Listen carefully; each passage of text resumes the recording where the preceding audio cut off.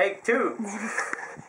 Okay, so the bar is prepared, insulation and a heating element for heated grips, and hairspray to lube and also makes it sticks later on, so it's a perfect use for a garage. Spray a lot so it's moist, so it will help with lubing, and slide it in.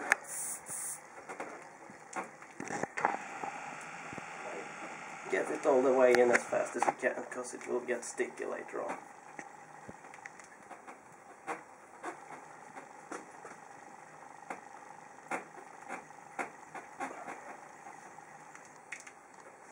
And in place.